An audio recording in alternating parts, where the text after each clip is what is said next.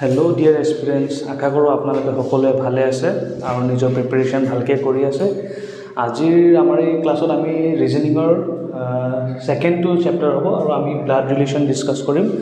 এই ব্লাড ৰিলেশ্যনৰ পৰা ভালেমানকেইটা কুৱেশ্যন আহে আৰু অলমষ্ট ৰিপিট হৈ থাকে কুৱেশ্যনছবিলাক, আৰু এইটো অলপমান কনফিউজিঙো হয় বহুতৰ কাৰণে। তো আহক আমি দেৰি নকৰাকৈ ষ্টাৰ্ট কৰোঁ।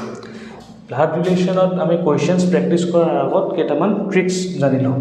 যেতিয়া কুৱেশ্যনত আমি কোনোবা আপাৰ জেনেৰেশ্যনৰ কথা ডিছকাছ কৰিম, যেনেকৈ ফাদাৰ, মাদাৰ বা গ্ৰেণ্ডফাদাৰ, গ্ৰেণ্ডমাদাৰ, আংকল, আণ্ট, এইবিলাক যেতিয়া থাকিব আমি সদায় এনেকৈ ওপৰ ফালে এৰ' দি মেলি এইটো ডিন'ট কৰিম। আমাৰ নিজৰ জেনেৰেশ্যনত যেতিয়া হ'ব, যেনেকৈ ব্ৰাদাৰ, ছিষ্টাৰ, কাজিন, এনেকৈ ছেইম জেনেৰেশ্যনৰ যেতিয়া থাকিব তেতিয়া আমি এনেকৈ এৰ' দিম, ওপৰ ফালে নহয়, ছেইম লেভেলত। আৰু লোৱাৰ জেনেৰেশ্যন যেনেকৈ ছান, ডটাৰ বা আপোনাৰ নেফিউ, নিজ, এইটো যেতিয়া আমাৰ তলৰ জেনেৰেশ্যনৰ কথা আমি ডিছকাছ কৰিম তেতিয়া আমি এৰ'টো তলৰ ফালে দিম। আৰু মেইল, কিছুমান কুৱেশ্যনত আমাৰ মেইল ফিমেলো আমি আইডেণ্টিফাই কৰিব থাকে। মেইল হ'লে আমি এনেকৈ সৰুকৈ প্লাছ চাইন ডিন'ট কৰিম, আৰু ফিমেল হ'লে মাইনাছ চাইন দি। এইটো আমাৰ নিজৰ বুজিবলৈ কাৰণে, এনেকৈ কোনো হাৰ্ড এণ্ড ফাষ্ট ৰুল নাই, আপোনালোকে নিজৰ চিম্বল দিব পাৰে, কিন্তু এইটো আমি এতিয়া যি কুৱেশ্যন ডিছকাছ কৰিম তাত আমি এইকেইটা চিম্বল ইউজ কৰিম। আৰু যদি হাজবেণ্ড ৱাইফ ৰিলেশ্যন যদি এষ্টাব্লিছ কৰিব থাকে তেতিয়াহ'লে আমি এনেকৈ প্লাছ চাইন দি ব্ৰেকেট দি দিম। এইকেইটাই আমাৰ এইকেইটা কনচেপ্টৰ ওপৰতে আমি আমাৰ গোটেই ব্লাড ৰিলেশ্যনখিনি ছল্ভ কৰিবলৈ ট্ৰাই কৰিম। আহক আজি আমাৰ ক্লাছৰ প্ৰথম কুৱেশ্যনটো ডিছকাছ কৰোঁ। ইয়াত কি কৈছে, B is the father of Q, B has only two children, Q is the brother of R, R is the daughter of P, A is the granddaughter of P, S is the father of A, and how is S related to Q. আমি এইটো solve কৰিবলৈ try কৰোঁ। B is the father of Q. B is the father of Q. B has only two children. Okay. Q is the brother of R. Q is the brother of R. And R is the daughter of P. Okay. R is the daughter of P. A is the granddaughter of P. Sorry, yet কি আছিলে? R is the daughter of P. এইটো P হয়. R is the daughter of P. A is the granddaughter of P. A is the granddaughter of P. P granddaughter. S is the father of A. A father কোন হয়? S. তেতিয়াহ'লে R মা হ'ব। এতিয়া আমাক সুধিছে how is S related to Q. S Q লগত কি সম্পৰ্ক হ'ব?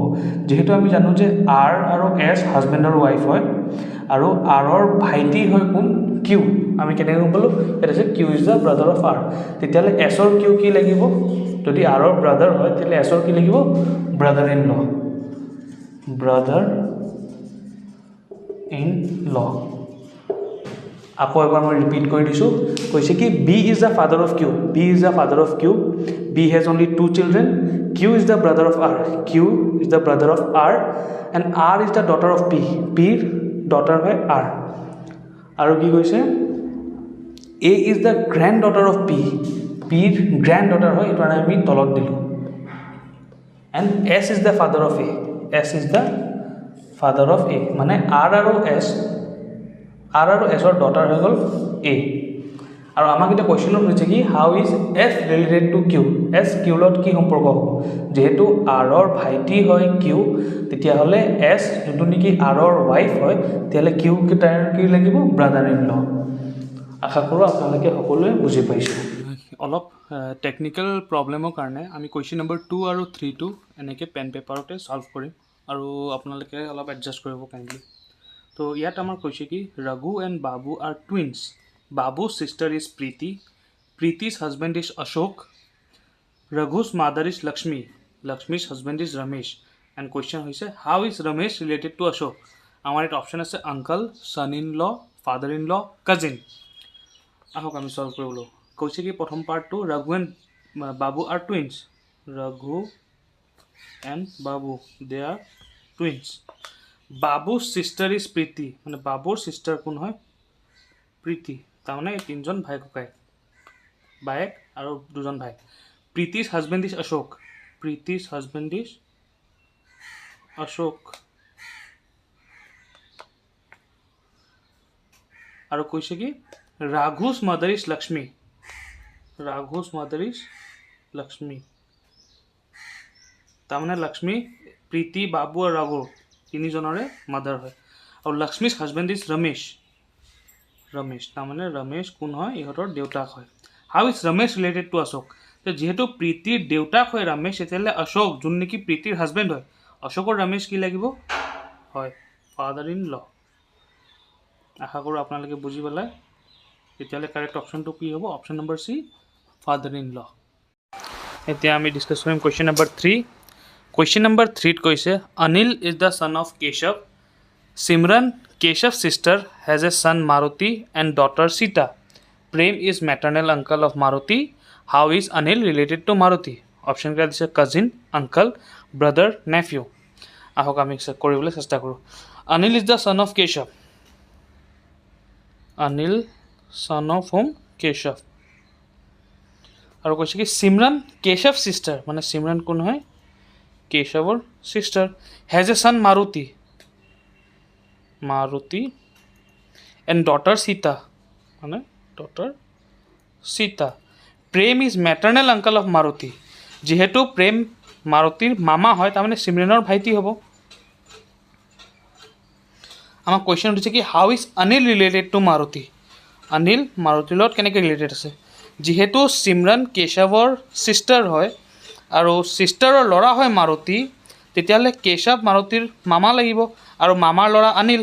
তো অনিল আৰু মাৰুতি কি লাগিব? ইজন সিজনৰ কাজিন। তো কাৰেক্ট অপশ্যনটো হ'ব অপশ্যন এ, কাজিন। আশা কৰোঁ আপোনালোকে বুজি পালে। এতিয়া আমাৰ নেক্সট কুৱেশ্যন নম্বৰ 4 হ'ব। A man said to a woman the only son of your brother is the brother of my wife. How is that woman related to the wife of that man? অলপ কুৱেশ্যনটো প্ৰথমতে দেখি confusing লাগিব পাৰে, কিন্তু আমি যেতিয়া কৰিম তেতিয়া আপোনালোকে ইজিলি আনচাৰটো ওলাই ল'ব।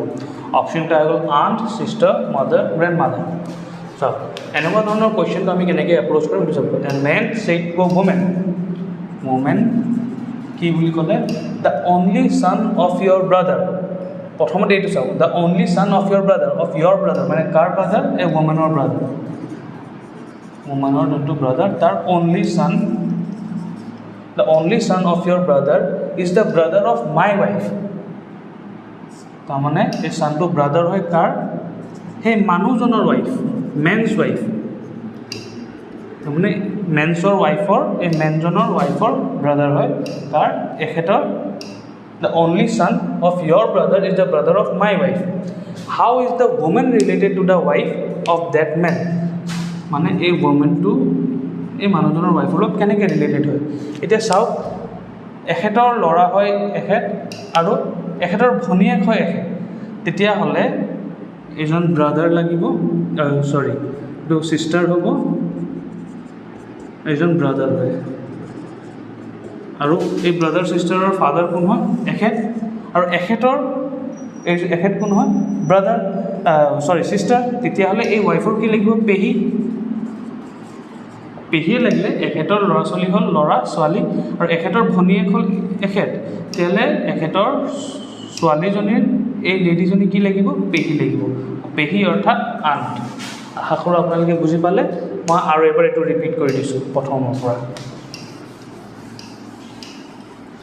এ man said to a woman that the only son of your brother, মানে এখেতৰ ব্ৰাদাৰ, অনলি ছান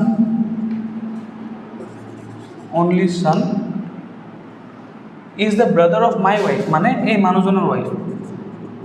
এই মানুহজনৰ ৱাইফৰ এখেত কি লাগে? ব্ৰাদাৰ লাগে, ব্ৰাদাৰ। আৰু এখেত কোন হ'ল তেতিয়াহ'লে? এখেতৰ ছিষ্টাৰ। আৰু এখেত কোন হ'ল? এখেত দুজনৰ ফাদাৰ। আৰু কুৱেশ্যনত সুধিছে যে এই ওমেনজনী এখেতৰ কি লাগিব তো যেহেতু দেউতাৰ ভনীয়ে কি লাগিব পেহী লাগিব মানে আমি আণ্ট বুলি ক'ম এইটো অপশ্যন এ আণ্ট আশা কৰোঁ এতিয়া আপোনালোকে ভালকৈ বুজি পালে now coming to the fifth question কুৱেশ্যনটো আপোনালোকে চাওক if Neha says Rani's father Raj is the only son of my father in law Mahesh then how Bindu, who is sister of Rani, is related to Mahesh? Option A hall daughter, grandmother, granddaughter, none of the above. আপনাদের চাও কোয়েশ্চনটোত কি কৈছে Neha says that Rani's father Raj মানে Rani's father Raj is the only son of my father-in-law Mahesh. কাৰ ল'ৰা Maheshৰ only son.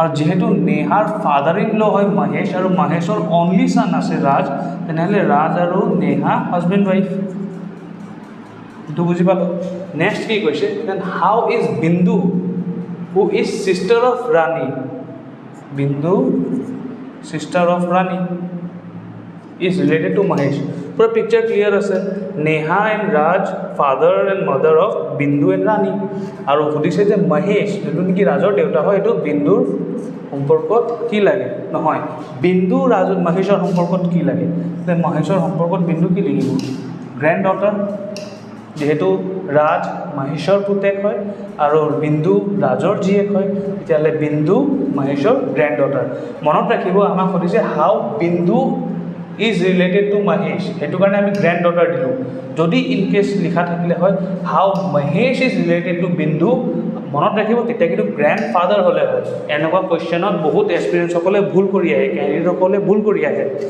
মনত ৰাখিব ইয়াত সুধিছে হাউ বিন্দু is related to Mahesh grand daughter যদি সুধিলে হয় হাউ মহেশ ইজ ৰিলেটেড টু বিন্দু তেতিয়া আমি লিখিলোঁ হয় গ্ৰেণ্ড ফাদাৰ নাও coming to the six question Question number 6 to কি কৈছে চাব pointing to a lady Suresh said she is the daughter of the woman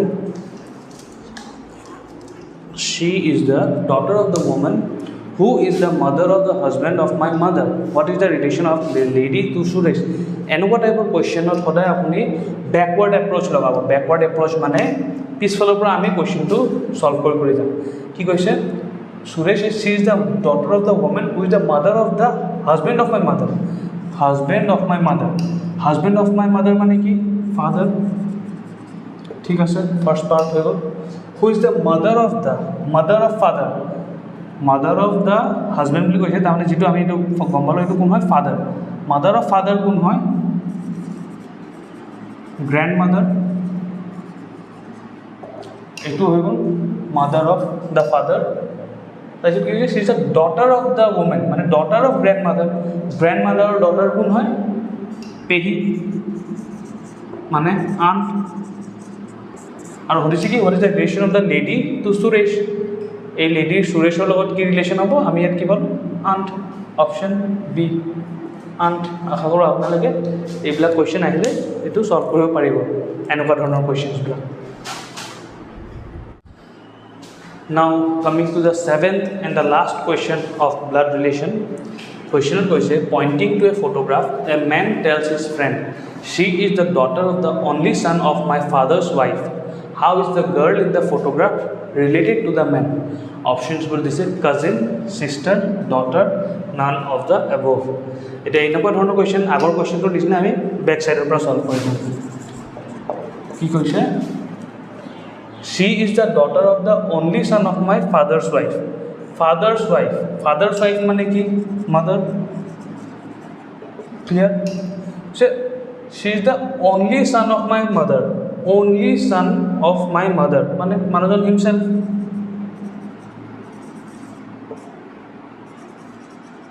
এই যোনটো মেনৰ কথা কৈছিলে এই দেখেন নিজে কাৰণ কি এইটো মাদাৰৰ অনলি son তেখেত নিজে হৈ গ'ল আৰু হৈছে কি she is the daughter she কোন হয় only son or daughter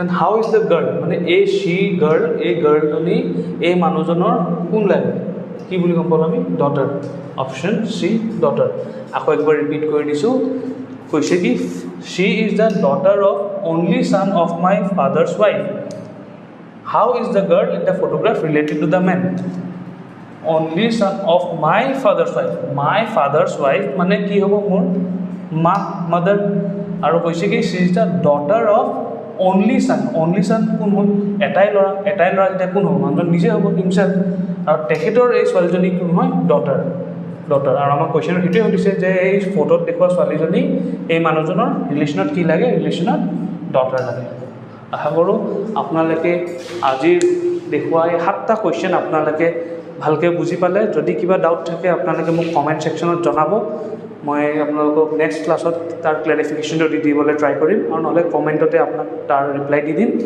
আৰু কিবা যদি কিবাও ডাউট থাকিলে আপোনালোকে মোক সুধিব থেংক ইউ ফৰ ৱাচিং দিছ ভিডিঅ' আৰু আপোনালোকক শুভেচ্ছা থাকিল ভালকৈ পঢ়া শুনা কৰি থাকক থেংক ইউ